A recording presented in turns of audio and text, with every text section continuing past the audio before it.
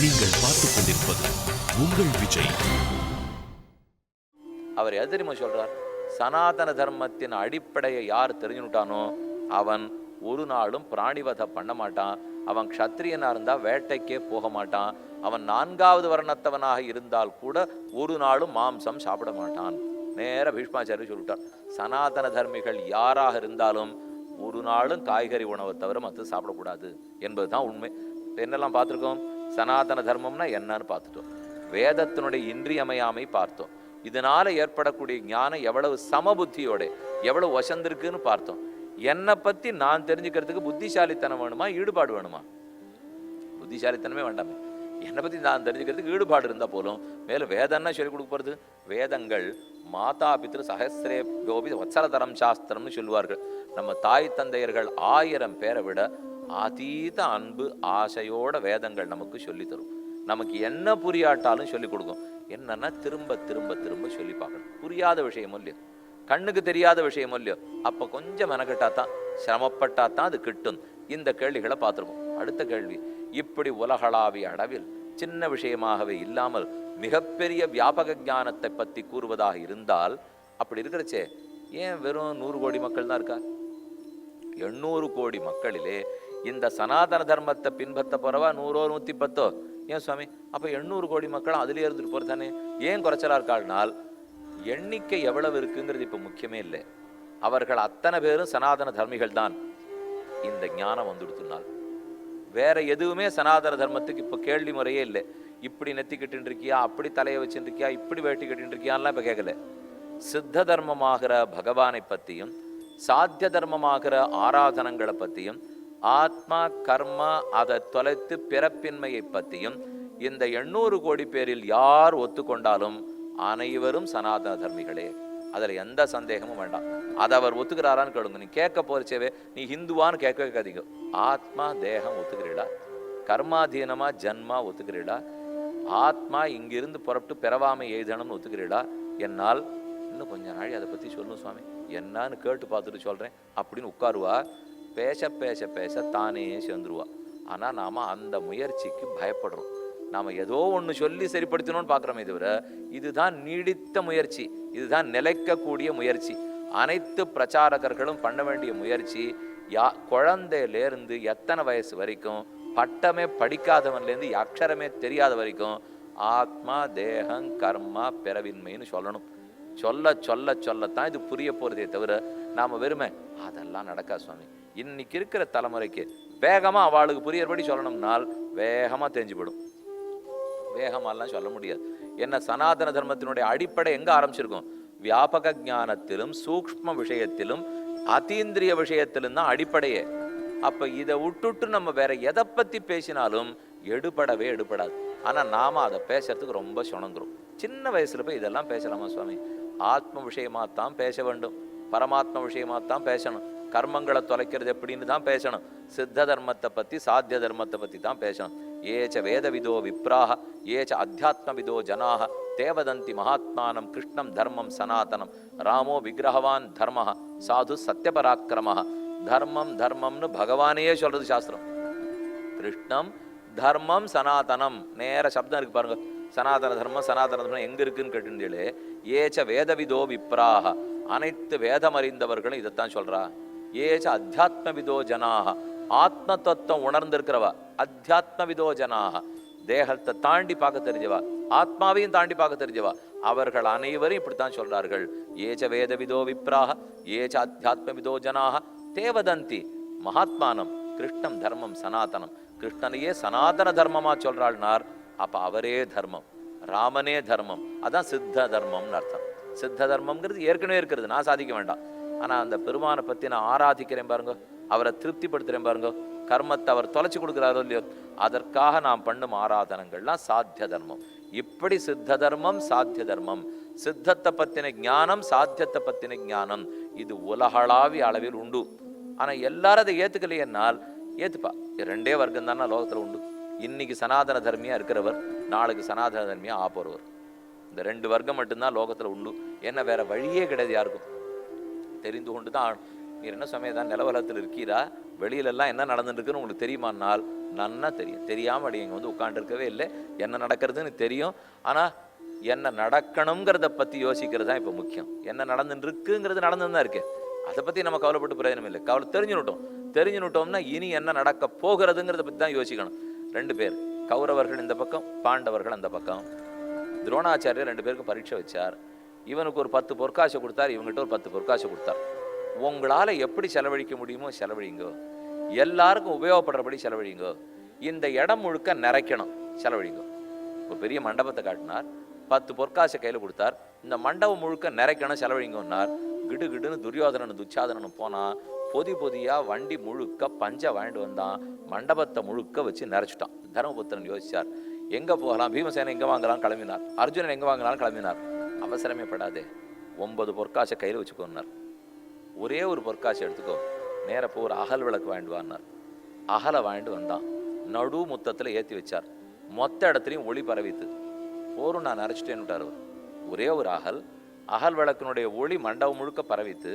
ஆனால் எல்லாரும் வந்து அங்கே உட்காந்து அகலனுடைய ஒளி விளக்கில் படிக்கலாம். இப்போ ஆள் உள்ள வர்றதுக்கு அவர் வழியை விட்டுட்டார். ஆனால் மண்டபத்தை ஒளியால் நிறைச்சுட்டார். துரியோதனம் மண்டபத்தை நிறைச்சான், ஒத்தனையுமே போக முடியாது. 5 பொதி மண்டபம் முழுக்க இருந்தால் நான் எங்கே உள்ளே போவேன்? இப்போ 5 பொதியில் மண்டபத்தை நிறைச்சுட்டா எனக்கு லாபம் உண்டா? ஒன்றுமே பிரயோஜனமே இல்லையே. ஆனால் ஒரு இடத்துல ஒரே ஒரு பொற்காசை செலவழித்து வச்சுட்டு அதனால் ஒளியை முழுக்க அந்த மண்டபத்தில் கொண்டுட்டு யார் வேணா வந்து உட்காந்து படிங்கோ, ஞானத்தை வளர்த்துங்கோன்னுட்டார் தர்மபுத்திரர். துரோணர் சொன்னார், அப்படி இருக்கணும் துரியோதனா, எதை நன்னா புரிஞ்சுக்கணுமோ அதை புரிஞ்சுக்கோ. ஞானந்தான் மொத்தத்துக்கும் முடிவே தவிர அதை விட்டு நீ 5 பொதி வாங்குறதுனால ஒன்றுமே ஆயிடாது. இப்போ அந்த ஞானத்தின் அடிப்படை தான் சனாதன தர்மம். திரும்ப திரும்ப சர்வம் ஞானப்ளவேனைவ விருஜினம் சந்தரிஷதி கண்ணு சொல்லுகிறார். அனைத்து இடர்பாடுகளையும் களைய, இந்த சம்சார சாகரத்திலேருந்து தாண்ட ஒரே வழி ஞானம் என்னும் ஓடம். சர்வம் ஞானப்ளவேனைவ, அனைத்தும் ஞானப்ளவம். அதுல ஏறி உட்கார்ந்தாத்தான் ரொம்ப ஆனந்தமான பிரயாணம்.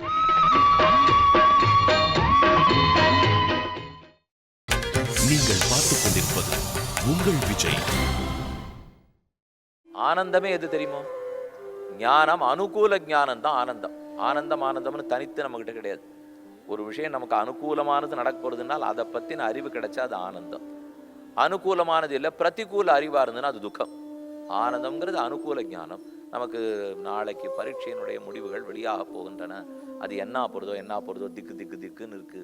நாளை காலத்தால வந்தாச்சு 99ன்னா அனுகூல விஷய ஞானம், ஆனந்தம். உடனே ஆனந்தம். இல்லை சுவாமி, அது நாளைக்கு அது வரச்சே 34 அப்படின்னு இருந்ததுன்னா அப்போ பிரதிகூல ஞானம் துக்கம். நமக்கு பிடிக்காதது நடந்ததுன்னா அதான் துக்கம். நமக்கு பிடித்ததை பற்றின அறிவு ஏற்பட்டதுன்னா அதான் ஆனந்தம். அப்போ ஆனந்தம் வேணுனாலும் துக்கம் வேணுனாலும் ஞானம் வேணும் பாருங்க. ஞானம் இல்லாமல் ஆனந்தப்படவே முடியாது, ஞானம் இல்லாத துக்கப்படவே முடியாது. ஏனெனில் ஒரு பழமோ மரமோ செடியோ கொடியோ காவேரியோ தாமிரபரணியோ ஆனந்தப்படாது. அது நமக்கு எவ்வளவோ உபயோகப்படுறது. அதனால் நாம் ஆனந்தப்படுகிறோமே தவிர அதுகள் ஆனந்தமே பட்டதில்லையே. ஆனால் அதுகள்கிட்ட ஒன்னே ஒன்று தெரிஞ்சுக்கணும், புறத்தியாருடைய ஆனந்தத்துக்கு வாழறது எப்படின்னு தெரிஞ்சுக்கணும். அது நமக்கு தெரியலையே இல்லையா? நம்ம ஆனந்தத்துக்கு வாழறதுக்கு தான் நாம புரிஞ்சிருக்கோமே தவிர நம்மால் புறத்தியாருக்கு எப்படி ஆனந்தம் கொடுக்கணும்னு தெரியவே இல்லை. எல்லாரும் எனக்கு ஆனந்தம் கொடுத்தா தேவையில்லை, நான் ஒருத்தருக்கும் ஒன்றும் செய்யக்கூடாது. இப்படியே இருந்தால் இதை பற்றி ஒரு சம்ஸ்கிருதத்தில் ஒரு ஸ்லோகம் உண்டு. இப்போ பரோபகாரார்த்தம், பரோபகாரத்துக்காகத்தான் வஹந்தி நத்யா, பரோபகாரார்த்தம் துஹந்தி காவஹ, பரோபகாரார்த்தம் பலந்தி விருட்சாக. ஒன்னொன்னு பரோபகாரார்த்தம் இதம் சரீரம். இந்த சரீரத்தை பெருமாள் எதுக்காக கொடுத்துருக்கார்? பரோபகாரத்துக்காகத்தான் மொத்த நதிகளும் ஓடுறது, பரோபகாரத்துக்காகத்தான் மரங்கள்லாம் பழுக்கிறது, பரோபகாரத்துக்காகத்தான் மாடுகள்லாம் பால் கறக்கிறது. ஆக மொத்தம் பரோபகாரத்துக்காகத்தான் இருக்கேன்னு தெரிஞ்சுக்கோ. தெரிஞ்சுக்கணும்னா சனாதன தர்மியா இருந்தா தான் முடியும். ஏன் முடியும்னால், நான்னு பார்க்காதே எல்லாரும்னு பாருன்னு இவன் தான் சொல்ல முடியும். எல்லாரும் பார்க்கணும்னா சமமா பார்க்கறதுக்கு இவர் தான் முடியும். ஏன்னால் தேகத்தை தாண்டி ஆத்மா இருக்குன்னு ஒத்துண்டதே இதுதான். அதை ஒத்துக்கொண்டா தானே சாமிய புத்தியே வரும்.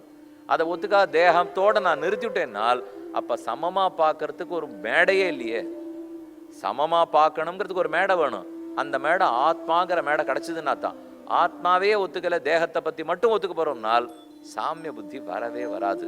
அது வரணும்னாலே அடிப்படையில் இந்த சனாதன தர்மம். ஆக மொத்தத்தில் இப்ப கடைசியில் என்னாச்சு, ஒற்றுமை வேணும்னா தான் சனாதன தர்மம்னு தெரிஞ்சு போச்சு. ஆரம்பிச்சது என்னன்னு ஆரம்பிச்சோம், சனாதன தர்மம்னாலே வேற்றுமையா இருக்கேன்னு ஆரம்பிச்சோம். 2 மண்ணாழிக்குள்ள இப்போ புரிஞ்சு போச்சு, சனாதன தர்மம் இருந்தால் தான் ஒற்றுமையே இருக்கும்னு. அப்போ இதில் எங்கேயான வேற்றுமை இருக்குமா சொல்லுங்க? கிடையவே கிடையாது. இப்போ வேற்றுமை இருக்காமல் இருக்கேன்னா அது மேலெழுந்த வாரியா மேலோட்டமாக அந்த 1% இருக்கே தவிர அதற்கு மேல் இல்லை. இப்போ எங்கே சொல்லிட்டு இருந்தேன், ஒரு தர்மபுத்திரன் இப்படி பண்ணிவிட்டார், பாண்டவர்கள் இப்படி பண்ணா, கௌரவர்கள் இப்படி பண்ணா. வாஸ்தவம் ஒன்று தான் சுவாமி வகலுக்கு. என்னதான் இருந்தாலும் துரியோதனன் பஞ்சு பொதி ஆட்டம் எப்படி நிரப்பி நம்பத்தீரா இப்படின்னு யாராலும் கொண்டாடுவாள்னா, அதே போல இப்போ என்ன வெறும் 100 கோடி மக்கள் சனாதன தர்மம் சனாதனம்னா நிறைய பேர் இருக்க வேண்டாமானால் இந்த மதம் எப்பவும் நிறைய பேரை பற்றி பேசவே பேசாது.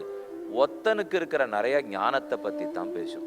நிறைய பேர் என்ன லாபம் வேண்டாமே, எத்தனை பேர் இருக்காளோ இருக்கட்டும், நாளைக்கு வந்துட்டு போறா, இன்னைக்கு இல்லைன்னா நாளைக்கு, இன்னைக்கு இல்லைன்னா நாளன்னைக்கு, ஏதோ ஒரு நாள் வருவாளோ இல்லையோ.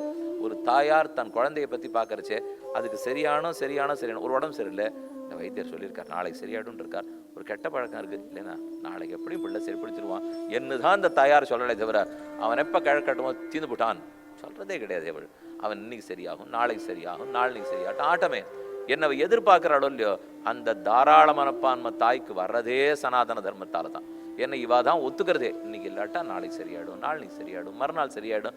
ஏன்னால் எல்லாரும் சரி ஆக வேண்டியவா, சரியாக வேண்டாவதவள கிடையாது. இன்னார் சரியாலையா முடிச்சுடு அப்படின்னு யாரும் இங்கே பேச போகிறதே இல்லை. ஏன்னா முடிக்கிற தேகத்தை பற்றி நம்ம பேசுறதே இல்லையே, முடியாத ஆத்மாவை பற்றி பேச போகிறோம். தேகமே ஆத்மானால் தேகத்தை வெட்டுவிட்டாலோ கொண்டுட்டாலோ அது முடிஞ்சு போடும். தேகத்தை காட்டிலும் ஆத்மான்னு சொல்லிவிட்டால் அவனை நான் அழிக்கவே முடியாது. அப்போ எதை அழிக்கணும்? அந்த ஆத்மாவுக்கு இருக்கிற கெட்ட பண்பைத்தான் நான் அழிக்க முடியுமே தவிர ஆத்மாவை அழிச்சுடலாமா? இப்போ நம்ம மனசு ஏதோ கட்டத்தில் போகிறதுன்னு வச்சுக்கோ, எதை அழிக்கலாம்? அவன் உடனே கொஞ்சம் அந்த மனசை அழிச்சுவிடும். அப்போ பெருமாளையும் தியானிக்க முடியாதே. மனசு இருந்தால் தான் பகவத் தியானமே பண்ண முடியும். அப்போ மனசை அழிக்கக்கூடாது, மனசில் இருக்கிற கெட்டதை தான் அழிக்கணும். ஆத்மாவை அழிக்கவே கூடாது, அவரிடத்துல இருக்கிற கெட்ட கர்மத்தை தான் அழிக்கணும். தேகம் எப்படியுமே அழியத்தான் போகிறது. குறைச்சலா இருக்காளா நிறைய பேர் இருக்காளா இந்த கவலைப்பட வேண்டிய தேவையே இல்லை. சனாதன தர்மத்தில் இன்றிருப்பவர்கள் பலர், தாராளமாக இருக்கிறவா மற்ற பேர் நாளைக்கு சேர்ந்து வரத்தான் போறா. வந்துருவாளானால் வியாபக ஞானம் தானே சனாதன தர்மம், அனைவரையும் உள்ளடக்கின்றிருக்கிற ஞானம் இது. யாரோ 100 கோடி பேரை பற்றி பேசுகிற ஞானமே இல்லை, அனைவரும் இதற்குள். ஆனால் சட்டுன்னு இது புரிய மாட்டேங்கிறதே. மற்ற மதங்கள்லாம் புரிஞ்சு விடுறதேனால் கண்டதே காட்சின்னு ஒத்துண்டா சுலபமாக தான் புரியும். ஏன்னா கண்ணால் பார்க்கறது ஒத்துண்டா போரும் இல்லை, அதுக்கு மேலே ஒத்துக்கணுன்ற தேவையில்லையே. ஆனால் அதுக்கு மேலே ஒத்துண்டா தான் ஆனந்தம் வரும். கண்ணால் காண்றதே புரிஞ்சுக்கிறது சுலபம். சுலபமான படிப்பு 8வது என்ன சம்பளம் கிடைக்கும்? கஷ்டமான படிப்பு முனைவர் பட்டம் என்ன சம்பளம் கிடைக்கும்? சுவாமி சுலபமாக இருந்தது சுவாமி, நான் 8வது படிச்சுட்டு இருக்கேன்னு யாராலும் சொல்லுவோமா? மாட்டோம் இல்லையா? அது போல் சுலபமாக இருக்கு சுவாமி தேகத்தை பற்றி தெரிஞ்சுக்கிறது, போருமேன்னா அது 8வது. அதுக்கு மேலே வரணும், ஆத்மாவை பற்றி படிக்கணும்னு தான் முனைவர் பட்டம் கிடைக்கும். மேல்நிலை படிப்புக்கு வரணும்னு சொன்னால் அப்போ ஆத்மாவை பற்றி படிக்க வருவோம். அப்படி படித்தா தான் ஆனந்தம் வரப்போகிறது, பேர் கிடைக்க போகிறது, புகழ் கிடைக்க போகிறது. எல்லாம் ஆத்மாவை பற்றி படித்தா. தேகத்தை பற்றி மட்டும் படித்தா அப்போ கீழ்நிலையாக படிச்சுட்டு இருக்கோன்னு அர்த்தம். போனால் போகிறது, அதுக்கு என்ன கிடைக்குமோ அதான் கிடைக்கும். அப்போ இந்த நிலையிலேருந்து நம்ம மேலே ஒசரணுமோ இல்லையோ. அப்போது எங்கே கஷ்டம் இருக்குது இதில்? சனாதன தர்மம் எல்லாரிடத்துலையும் சுலபமாக போய் பரவலே. என்ன காரணம்னால் கண்ணுக்கு தெரியாததை பற்றி பேசுறதே அதுக்கு ஒரு காரணம். அது பழக்கம் இல்லாததுக்கு ஒரு பெரிய குறைபாடு. பழகிட்டோம்னா சரியாப்படும். அப்போ நாம் செய்ய வேண்டியது என்ன? பழக்கத்தை ஆரம்பிச்சிடணும். ஆத்ம சிந்தனத்தை பற்றி, பரமாத்ம சிந்தனத்தை பற்றி, என் கர்மங்களை தொலைக்கிற வழியை பற்றி தைரியமாக பேச ஆரம்பிச்சிடுவோமே. சாமி நீங்கள் சொல்கிறதெல்லாம் கொஞ்சம் ஆபத்தான முயற்சியாக எங்களுக்கு படுறது. இப்போ ஏன்னா இப்படியெல்லாம் நாங்கள் பேசி பழகினதே கிடையாது. ஏதோ திரும்பி போன உடனே இன்றைக்கி இங்கே என்னாச்சு, அங்கே என்னாச்சு, அரசியல் என்னாச்சு, அது என்னாச்சு, இதெல்லாம் வேணால் பேசி பார்த்துருக்குமே தவிர நீ என்னமோ கர்ம கணக்கு அதை எப்படி தொலைக்க போகிறோம், ஆத்மா என்ன, பரமாத்மா யாருன்னெலாம் பேசினா ஒத்துப்பாளா சுவாமினால்? எல்லாரும் ஒத்துப்பா. இப்போ இத்தனை நாள் கேட்டதில் ஒத்துக்க மாட்டாள்னு சொல்லியிருக்கோம். நம்மளை பற்றி தானே பேச போகிறோம். இப்போ இதில் ஒத்துக்கொள்ளாததுக்கு ஒன்றும் இல்லை, பழகாமையே காரணம். இதில் சாத்விக ஞானம் ரொம்ப முக்கியம். சத்தகுணம், ரஜோகுணம், தமோகுணம்னு சொல்கிறோம். இதில் ரஜோகுண தமோகுணத்துக்கு விஷயமே சரீரம், சத்தகுணத்துக்கு விஷயமே ஆத்மா. சத்தகுணம்தான் உயர்ந்ததுன்னு தெரியறது, ஆனால் ரஜோகுண தமோகுணம் தான் நிறையா இருக்குதுன்னு புரியுறது. எதை எடுத்துக்க போறீங்க? உயர்ந்ததை எடுத்துக்கணுமா, நிறையா இருக்கிறத எடுத்துக்கணுமா? இப்போ சில நகைக்கடைக்குள்ளே போவோம், ஒரே கூட்டமாக இருக்கும். ஆனால் நாள் முழுக்க விற்பனை ஆச்சு, எவ்வளோ ஆச்சுன்னு பார்த்தோன்னா 10 லட்சம் ரூபான்னுவா. சில நகைக்கடையில் ஆளே இருக்காது, எவ்வளோ விற்பனை ஆச்சுன்னா 20 லட்சம் ரூபான்னுவா. எப்படி சுவாமி அதில் அவ்வளோ இருக்கேன்னால்? அதில் ஒரு பொருளும் 500 ரூபா தான், அது எத்தனை பேர் வந்துட்டு போனாலும் பெருக்கி பார்த்தா ஒன்றும் நடக்க மாட்டேங்கிறது. இதில் உள்ளே போனாலே ஒரு பொருள் 3,00,000 ரூபாய், அவ்வளோதான், 4 பேர் வந்தால் முடிஞ்சு போச்சு. அதை போல வஸ்து வசதியாக இருக்கிறது முக்கியமா இல்லை நிறையா இருக்கிறது முக்கியமானால் தானே எல்லாரும் வருவார். வஸ்து உயர்த்தியாக இருக்கிறது தான் முதல்ல கண்ணோட்டம் இருக்கணும். நாமுமே எப்போ தரத்தில் தான் முக்கியத்துவம் பார்ப்போமே தவிர நிறையா கிடைக்கிறதுன்னா பார்ப்போம். இங்கேயும் ஞானம்ங்கிறது தரம் முக்கியம். அந்த ஞானத்தின் அடிப்படையில் நாம் ஒத்தொத்தரும் வளர போகிறோங்கிறது முக்கியம். ஆனால் முதல்ல கொஞ்சம் சூடு பிடிக்கிறதுக்கு நாழியாகும். அதைத்தான் நம்ம பண்ணணும். இப்போ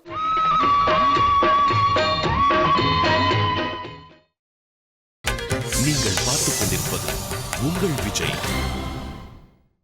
உங்க எல்லாரிடத்திலும் எங்க வேண்டுகோள், எந்த பிரச்சாரகர்கள் எந்த உபன்யாசகர்களா இருந்தாலும் என்ன வேண்டுகோள்னால் இந்த அடிப்படை ஒற்றுமை கருத்துக்களை நிறைய பேசணும். நம்ம விடாம வேற்றுமை கருத்தை மட்டுமே பேசிட்டு கூடாது. எதில் 10 ஆச்சாரியர்களும் ஒத்துண்டு போயிருக்காளோ அதை சொல்ல சொல்ல சொல்ல ஒரு உறுதி வந்துடும். ஓ, நாம் ரொம்ப ஒற்றுமையான ஒரு சம்பிரதாயத்தை சேர்ந்துருக்கோம், ஒன்றும் தேடின்னு போக வேண்டாம், ஆத்மாவை பற்றி பேச போகிறோம். அது யாரோ இல்லையா சுவாமி, நான் தானா. இது கொஞ்சம் கிளப்பி விட்டுணும். நம்ம நிஜமாவே சொல்கிறேன், வேடிக்கைக்கு ஆகான்னு சரி உங்களை பற்றி பேசுங்க, உங்களை பற்றி பேசுங்க, உங்களை பற்றி பேசுங்கன்னு சொல்லணும். என்ன பேசணும்? இப்போ நான் உயரம்னு சொல்ல வரேன்னா நான் நீ ஒன்றும் தெரியுமா அவனுக்குன்னு வெறுமை கேட்டு பாருங்க. அது எப்படி சுவாமி, நீர் வேற நார் வேற, நீர் ஏதோ படிச்சிருக்கீர்னா உன் படிப்பு என் படிப்பு ஒன்று தான், நீ நானும் ஒன்று தான், உனக்கும் உயரம் கிடையாது எனக்கும் உயரம் கிடையாது, நானும் சூக்ஷ்மம் நீயும் சூக்ஷ்மம், எல்லாரும் சமம்னு சொல்லி பாருங்க. நிச்சயமாக நம்மளை சுற்றி 10 பேர் உட்கார்ந்து தான் தீர்வா, உட்காராத போகவே மாட்டார்கள். ஆனால் இது பைத்தியம் நினச்சிடாதீங்க, உண்மை இதுதான். இப்போ ஏன்னா நான் பைத்தியம், இப்போ நான் சொல்றது வைத்தியம் விட்டால் ஜடபரதர் சொன்னது பைத்தியம், ரிஷபதேவர் சொன்னது பைத்தியம், சுகர் சொன்னது பைத்தியம், வியாசர் சொன்னது பைத்தியம். அவள் யாருமே பைத்தியம் இல்லையே. அவளுக்கு பைத்தியம் உண்டு, பிரம்மத்திடத்துல பைத்தியம், அதுதான் அவளுக்கு இருந்த பைத்தியமே தவிர பக்திங்கிற பைத்தியம் எல்லாருக்கும் உண்டு. அது தாண்டி ஞானம் இல்லாத பைத்தியம் ஒத்தருக்குமே கிடையாது. அதீத ஞானத்தாலே இவெல்லாம் பிச்சு பிடிச்சவாளா இருந்தாலே தவிர நம்மாட்ட ஞானம் இல்லாதனால பிச்சு பிடிச்சவா இருக்கல. நமக்கு ஞானம் இல்லை பைத்தியமாட்டம் இருக்கும், அவளுக்கு அதிகப்படியாக ஞானம் இருக்கு அதனால பைத்தியமா இருக்கா. ஆகவே இந்த ஞானத்தை நம்ம பேசி பார்க்கணும், பழக பற்றி பார்க்கணும். நம்ம வீட்டில் உட்காந்துருக்குச்சே, இன்னைக்கு ராத்திரி இப்போ திரும்ப வீட்டுக்கு போகிறோமோ இல்லையோ, அவள்கிட்ட உட்காந்து நான் ஆத்மா எப்படி இருக்கேன் அப்படின்னு முதல்ல கேட்க ஆரம்பிப்போம். இவர் என்ன சொல்கிறார், இது ஆத்மா எப்படி இருக்கேன்னு கேட்குறாரு. என்னால் கேட்ட அப்புறமே சொல்லுவோமே, ஏன் நீ ஆத்மா தானே, நானும் ஒரு ஆத்மா தானே, நாம் 2 பேரும் ஆத்மாவை பேசிட்டா என்ன, அதனால தான் இப்போ பேசிக்க போகிறோம். அப்போ பிள்ளை அங்கேருந்து வந்த உடனே இன்னைக்கு என்ன ஆத்மா பள்ளிக்கூடம் போட்டு வச்சா கேட்போம். அவன் அப்புறம் திருப்பி கேட்பான், ஆத்மா பள்ளிக்கூடத்துக்கு போய் என்ன பண்ணணும்னு கேட்பான். அதுக்கு தான் சொல்கிறேன் வேதம் படிங்கிறேன், அதுக்கு தான் இதிகாசம் படின்னு சொல்கிறேன்னு ஆரம்பிக்கணும். அப்பா நீ படிச்சியான்வான். அதனால ஒன்றும் இல்லையே, இப்போ நான்கிற ஆத்மா அன்னைக்கு இருந்தேன் இன்னைக்கு இருந்திருக்கேன், எனக்கு வயசாகிட்டே படிக்க மாட்டேன்னு நினைக்காதே, ஆத்மாவுக்கு வயசே கிடையாது. இப்படி பேசி பார்த்தோன்னா தான் புரியும். தானே மெதுவாக ஒரு இயக்கமே உருவாகும். அதை பேசத்தான் நம்ம பூர்வாச்சாரியர்கள் ரொம்ப ஆசைப்பட்டிருக்கா. மேலே மேலே ஆத்மாவை பற்றி அதனுடைய ஞானத்தை பற்றி பேசு, கொஞ்சமான அதை பற்றி சிந்தனை பண்ணால் என்ன கிடைக்கும், பலன் கிடைக்குமானால் முதல்ல அனைவருக்கும் சனாதன தர்மத்தை பற்றி புரிய ஆரம்பிக்கும். புரிய நானே என்னை உயர்த்திக்க போகிறேன், உயர்த்தினுட்டு ஆனந்தம். துக்கத்துக்கு வாய்ப்பே இல்லையே. மனுஷனுக்கு ஆபத்தே பயமும் துக்கமும். திரும்ப எதாவது நடந்துருமோன்னு பயப்படுறோம். அப்போ தெரிஞ்சுக்க வேண்டியது, நான் இந்த தேகத்துக்கு நினச்சி தான் பயப்பட போகிறேன்னு தவிர ஆத்மாவை நினச்சா பயமே இல்லை. யாரானு இடிச்சிட போகிறாளா, வெட்டிட போகிறாளா, கொண்டுட போகிறாளா, ஒன்றுமே பண்ண முடியாது. ஜலதோஷம் வருமா, முட்டி வரி வருமா, ஜுரம் வருமா, வரவே வராதே. பசிக்குமா, தூக்கம் வருமா, தாகம் வருமா, வராதே. இவ்வளவு உயர்ந்தவனா நான் இருக்கிறச்சே எதுக்கு இது ஒரே பிறவி, இது ஒரே மாதம், இது 10 வருஷம், இது தேகம், இது இவ்வளவு தான் அவசரம், இது இப்படி கருப்பு தனியமாக கட்ட பண்ணும் தேவையே இல்லையே. நான் ஆனந்தமாக இருக்க வேண்டியவன், ஆத்மா நினச்சேன் அவ்வளவு ஆனந்தப்பட வேண்டியவன் போய் பகவானுக்கு சொத்து அவர் கிட்டக்க இருக்க போகிறேன், எப்பேற்பட்டவர் என்ன தூக்கி மடியில் வச்சுக்க காத்துட்டு இருக்கார், நான் எப்படி இருக்க வேண்டியவன்னு நினச்சிக்க வேண்டியது போயிட்டு நான் இவ்வளோதான் அப்படின்னு நினச்சிட்டு இருப்பா. ஒரு ராஜகுமாரன் எங்கேயோ காணாப்பட்டான், சின்ன குழந்தை, வேடர் ஒருத்தர் பிடிச்சின்னு போனார், காட்டு வாழா வளர்த்துட்டார், ஒன்றுமே அவனுக்கு தெரியல. இப்போ இன்னைக்கு அவனுக்கு ஒரு பெரியவர் வந்து சொன்னார், நீ ராஜகுமாரன்பா, எவ்வளவு தெரிஞ்சது எப்படி இருக்க வேண்டியவன் தெரியுமான்னா. அவன் யோசிக்கிறான், நான் ராஜகுமாரனா, நானா இப்போ இவ்வளோ கட்டப்பட்டிருக்கேன்னுட்டு. அப்போ உடனே என்ன பண்ண முயற்சிப்பான், நான் ராஜகுமாரனா, வேடன் இல்லையா, நான் நாட்டுக்கு போய்ட்றேன் அப்படின்னு கிளம்பி நேராக போகணும் இல்லையோ.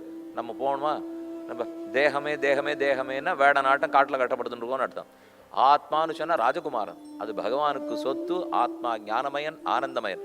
அப்போ இது வேடனா இருக்கே இல்லைப்பா, நீ ஆத்மானு சொன்னால் அப்போ திருப்தியாக தானே கேட்டுக்க போகிறோம்.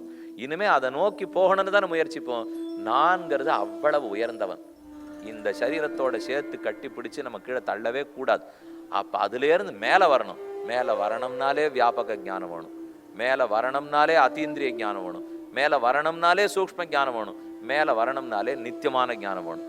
இதன் அடிப்படை தான் சனாதன தர்மம். சனாதன தர்மம்ங்கிறது இந்த தர்மம் என்னன்னைக்கும் இருக்கிறது. இந்த தர்மம் சித்த தர்மத்தை பற்றியும் சாத்திய தர்மத்தை பற்றியும் பேசுவது. எது சித்த தர்மம்? ராமோ விக்கிரகவான் தர்ம சாது சத்திய பராக்கிரம. அந்த பரம்பொருளான ராமன் கண்ணன் பகவான் தான் சித்த தர்மம், பிரம்மம். அந்த பிரம்மத்தை நான் ஆராதிக்கிற முறையெல்லாம் தான் சாத்தியமான தர்மம். அந்த சித்த தர்ம சாத்திய தர்மத்தை பற்றின ஞானம் ஒத்தொத்தனிடத்தில் இருக்கிற ஞானம். அப்படின்னால் இன்னார் தான் ஹிந்துன்னே இப்போ கிடையாது. இந்த ஞானம் யாரிடத்திலெல்லாம் இருக்கிறதோ அவன் எல்லாம் சனாதன தர்மி தான். இந்த ஞானம் யாருக்கு வேணா வரலாமே. இந்த ஞானத்தை மட்டும் நம்ம இப்போ பார்த்துப்போம். இந்த 3 நாள் நம்ம பார்க்க போகிறது என்ன? இதன் அடிப்படையில் என்னென்ன குணங்களை வளர்த்துக்கணும்னு சங்கரர் சொல்றார், எந்த குணம் வேணும், என்ன முயற்சி வேணும்னு ராமானுஜர் சொல்றார். இதன் அடிப்படையில் நீங்க பார்க்க ஆரம்பிச்சிருந்தால் இந்த 10 பேர் ஏதான வேற்றுமை சொல்லியிருப்பான். உங்க மனசு கொஞ்சம் படுறதா? சொல்லவே முடியாது. இந்த அடிப்படையில் வேற்றுமையை சொல்றதுக்கே வாய்ப்பு இல்லை. ஒற்றுமை மட்டும்தான் சொல்ல முடியும். அந்த ஒற்றுமையை தெரிஞ்சுப்போம், ஒற்றுமையாக கடைப்பிடிக்க ஆரம்பிப்போம், தானே ஒற்றுமையாக உன்னதி அடைவோம். அதைத்தான் அவர்களும் விரும்பியிருக்கார். இப்போ சங்கராச்சாரிய இடத்துல போயிட்டு இந்த மாதிரி இவன் பண்ணுறான், வைஷ்ணவன் இப்படி பண்ணுறார், ஸ்மார்த்தர்கள்லாம் இப்படி பண்ணிட்டு இருக்கா, ஒரே இடத்துக்கு தான் 2 பேரும் போப்பறாளாம், உன் அபிப்பிராயம் என்னன்னா? அதெல்லாம் போப்படாதுன்னு வர்றான்னா ஒரு நாளும் சொல்ல போதில்லை. என்ன பண்ணான்? அவர் பண்ணுறதுக்கு வந்துட்டு போகிறார், இவர் பண்ணுறதுக்கு வந்துட்டு போகிறார். ஏன்னா அவர்களுக்கு வியாபிய ஞானமே இல்லையே. அவர்களுக்கு இருந்ததே வியாபக ஞானம். அந்த ஞானத்தை தான் நம்ம இலக்காகவே கொள்ள வேண்டும். உபனிஷத்து சொல்லுகிறது ஆத்மா ஷரஹ. ஆத்மா ஒரு சரம், சரம்னா அம்பாட்டம். பிரணவோ தனுகு, பிரணவங்கிற ஓங்காரம் தான் பெரிய வில். ஆத்மா ஷரஹ, ஆத்மா தான் ஷரம். இது எங்க ஈயணுமா? பிரம்மதல் லட்சியம் உச்சதே, பிரம்மன் தான் அதுக்கு லட்சியம். ஓம்காரம்ங்கிற வில்லிலே ஜீவாத்மாங்கிற அம்பை பூட்டி பிரம்மங்கிறத நோக்கி எஞ்சுடு. எவ்வளவு பொதுவான வார்த்தை பத்தியில இது. இதுல ஏதானும் வேற்றுமை இருக்க போறதா? இந்த வேத வாக்கியத்தை எங்கேயானு சங்கரரோ ராமானுஜரோ வல்லபாச்சாரியோ சைத்தனரோ மறுக்க போறாளா? இதை போல ஆயிரக்கணக்கான சாஸ்திர வாக்கியங்கள். அந்த வேதம்தான் நமக்கு தாய், அந்த வேதம்தான் நமக்கு தந்தை. இதிகாச புராணங்கள் தான் சோறும் பாலும் தெளிதேனும் ஊட்டி வளர்க்கும். அந்த வளர்ப்பு எப்படிங்கிறத நாம தெரிஞ்சுட்டோம்னால் ஆனந்தம் ஆனந்தம் ஆனந்தம். நம்ம கண்டு லோகம் பயப்படாது, லோகத்தை கண்டு நான் பயப்பட மாட்டேன். யாரை கண்டு யாரும் பயப்பட வேண்டிய தேவையில்லையே. இப்போ உடம்புன்னு பார்த்தா பயப்பட போறோம், ஆத்மான்னு பார்த்தா அவர் என்ன கத்தியா தூக்கின்னு வருவார்? அவர் ஞானத்தை என்ன குத்தின்னு வருவார்? அவர் தூக்கின்னு வரப்போறதே ஞானம் என்னும் கத்தி. அது வெட்டாது, வளர்க்கும். ஞானம் என்னும் கத்தி வளர்த்துத்தான் கொடுக்குமே தவிர வெட்டாது. ஆனா உடல்ல கத்தி தூக்கினா வெட்டும், ஆபத்து தான் மிஞ்சும். அதை பார்க்கறத மறுத்துட்டு பழகாததா இருந்தாலும் இனிமையா இருக்கக்கூடிய ஆத்ம ஆத்ம விஷய ஞானம், பரமாத்மா பரமாத்ம விஷய ஞானம், இதை பத்தின தியானம், இதை பத்தின சிந்தனை, இது சனாதன தர்மத்தின் அடிப்படை. மொத்த ஆச்சாரியர்களும் சமமா சொல்லியிருக்கார்கள். அதை நாம எப்படி பின்பற்றுறதுக்கு முடியும்? ஒண்ணு கூட உங்களுக்கு கஷ்டமாவே இருக்கிற போது பாருங்க. இங்க இன்னும் 6 மதஸ்தர்கள்ல ஆளாளுக்கு 10 பேரை கூட உட்காத்தி வச்சு பாருங்க. அந்த விஷயம் எது சொல்லப்பட்டிருக்குன்னு புஸ்தகத்திலேருந்து அடிய வாசிக்கிறேனோ அதுல அந்த 10 பேரும் ஒருத்தருக்கொத்த பார்த்து சிரிச்சுப்பா. எந்த காழ்ப்புணர்ச்சி வராது, ஒருத்தருக்கொத்தர் கோவப்படவே முடியாது. அப்ப அவ மனசுல என்ன தெரியுமா தோணும்? நம்ம ஆச்சாரியர்கள் எல்லாரும் என்னமா ஒத்துமையா பேசியிருக்கா பத்தியா அப்படின்னு ஒருத்தருக்கு ஒருத்தர் பார்த்துப்போம். அவ அப்படி ஒத்துக்கு ஒருத்தர் பார்த்துக்கிறத பார்த்தாலே நமக்கு இருக்கிற சந்தேகம் எல்லாம் போடும்.